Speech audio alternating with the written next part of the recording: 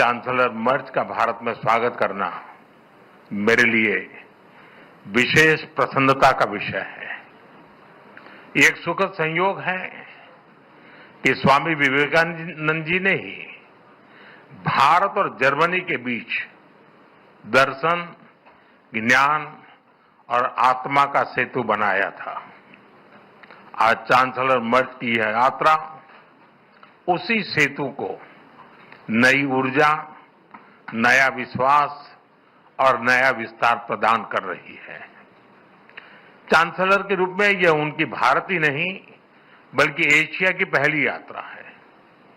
यह इस बात का सशक्त प्रमाण है कि वे भारत के साथ संबंधों को कितना गहरा महत्व देते हैं। उनके पर्सनल अटेंशन और कमिटमेंट के लिए मैं उनका बहुत बहुत धन्यवाद करता हूं। भारत जर्मनी के साथ अपनी मित्रता और साझेदारी और सुदृढ़ करने के लिए पूरी तरह से प्रतिबद्ध है। गुजरात में हम कहते हैं, आवकारो मीठो आपजे रे, यानी स्नेह और आत्मीयता से स्वागत करना। इसी भावना के साथ हम चांसलर मर्ज का भारत में हार्दिक अभिनंदन करते हैं।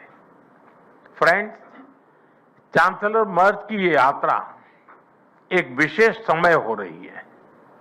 पिछले वर्ष हमने अपने रणनीतिक साझेदारी के 25 वर्ष पूरे किए और इस वर्ष हम अपने राजनयिक संबंधों के 75 वर्ष भी मना रहे हैं।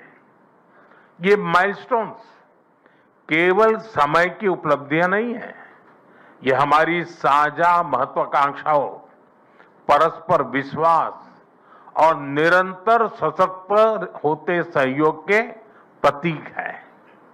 भारत और जर्मनी जैसे देशों की अर्थव्यवस्थाओं के बीच करीबी सहयोग पूरी मानवता के लिए महत्वपूर्ण है।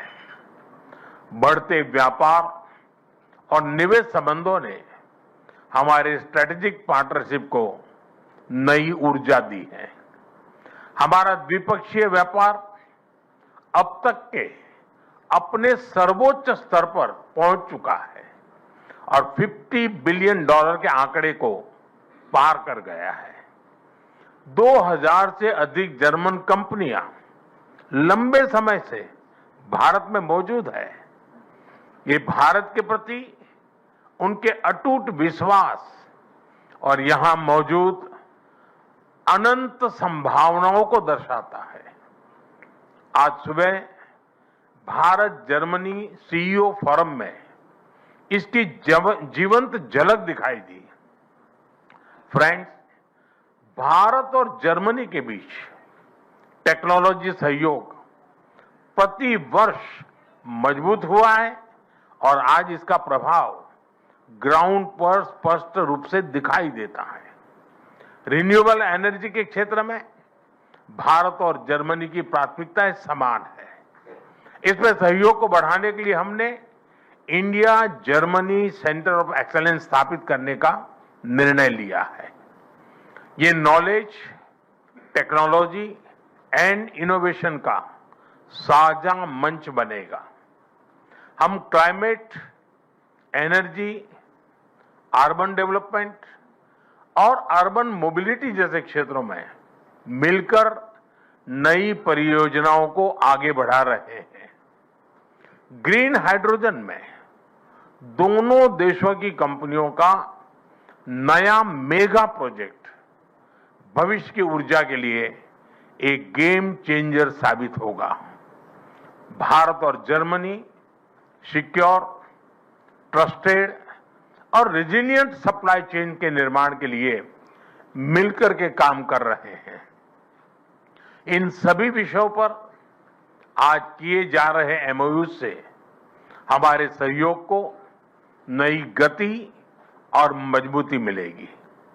फ्रेंड्स, रक्षा और सुरक्षा में बढ़ता सहयोग हमारे आपसी भरोसे और साझी सोच का प्रतीक है। रक्षा व्यापार से जुड़ी प्राथमिकताओं को सरल बनाने के लिए मैं चांसलर मर्ज का हृदय से आभार व्यक्त करता हूं। हम रक्षा उद्योगों के बीच सहयोग बढ़ाने के लिए एक रोडमैप उस पर भी काम करेंगे, जिससे को डेवलपमेंट और को प्रोडक्शन के नए अवसर खुलेंगे। फ्रेंड्स, भारत और जर्मनी के बीच ऐतिहासिक और गहरे पीपल टू पीपल टाइज हैं। रविंद्रनाथ टैगोर की रचनाओं ने जर्मनी के बौद्धिक जगत को नई दृष्टि दी। स्वामी विवेकानंद की विचारधारा ने जर्मनी सहित पूरे यूरोप को प्रेरित किया और मैडम कामा ने जर्मनी में पहली बार भारत की आजादी का ध्वज फहराकर हमारी स्वतंत्रता की आकांक्षाओं को वैश्विक पहचान दी। आज हम इस ऐतिहासिक जुड़ाव को आधुनिक साझेदारी का रूप दे रहे हैं। माइग्रेशन, मोबिलिटी और स्किलिंग बढ़ाने पर विशेष बल दिया गया है। भारत की टैलेंटेड युवा शक्ति जर्मनी की अर्थव्यवस्था में महत्वपूर्ण योगदान दे रही है। आज ग्लोबल स्किल्स पार्टनरशिप पर जारी जॉइंट डिक्लेरेशन ऑफ इंटेंट इसी भरोसे का प्रतीक है। इससे खास तौर पर हेल्थ केयर प्रोफेशनल्स की आवाजाही आसान होगी। आज हमने खेलों के क्षेत्र में भी सहयोग को आगे बढ़ाने के लिए ठोस कदम उठाए हैं। यह युवाओं को जोड़ने का एक प्रभावी माध्यम बनेगा। आज हायर एजुकेशन पर बना कॉम्प्रिहेंसिव रोडमैप शिक्षा के क्षेत्र में हमारी साझेदारी को नई दिशा देगा। मैं जर्मन विश्वविद्यालयों को भारत में अपने कैंपस खोलने के लिए आमंत्रण देता हूं। भारतीय नागरिकों के लिए वीजा फ्री ट्रांजिट की घोषणा के लिए मैं चांसलर मर्ज का आभार व्यक्त करता हूं। इससे दोनों देशों के लोगों के बीच नजदीकियां और बढ़ेगी।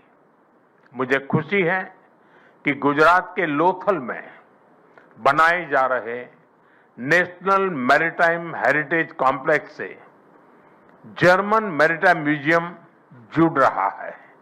यह दोनों देशों की मैरीटाइम हिस्ट्री को जोड़ने वाला ऐतिहासिक कदम है।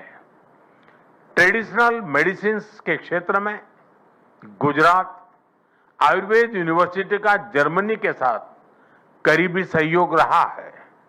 इस महत्वपूर्ण विषय पर आज किए जा रहे एमओयू से हमारा सहयोग को और अधिक बल मिलेगा। फ्रेंड्स, भारत और जर्मनी की हमेशा कंधे से कंधा मिलाकर हम चलते रहे हैं। हमारी दोस्ती का प्रभाव ग्लोबल स्टेज पर भी दिखाई देता है। घाना, कैमरून और मलावी जैसे देशों में ज्वाइंट प्रोजेक्ट से हमारी ट्राइलेटरल विकास साझेदारी दुनिया के लिए एक सफल मॉडल है। हम ग्लोबल साउथ के देशों के विकास के लिए अपने साझा प्रयासों को आगे भी निरंतर जारी रखेंगे। इंडो पैसिफिक दोनों देशों के लिए हाई प्रायोरिटी है। इस क्षेत्र में हमारे तालमेल को बढ़ाने के लिए हम एक कंसल्टेशन मैकेनिज्म की शुरुआत करने जा रहे हैं। आज हमने यूक्रेन और गाजा सहित कई वैश्विक और क्षेत्रीय मुद्दों पर विस्तार से चर्चा की। भारत सभी समस्याओं और विवादों के शांतिपूर्ण समाधान का पक्षधर रहा है और इस दिशा में किए जा रहे सभी प्रयासों का समर्थन करता है। हम एक मत है कि आतंकवाद पूरी मानवता के लिए एक गंभीर खतरा है। भारत और जर्मनी इसके विरुद्ध एकजुट होकर पूरी दृढ़ता से लड़ाई जारी रखेंगे।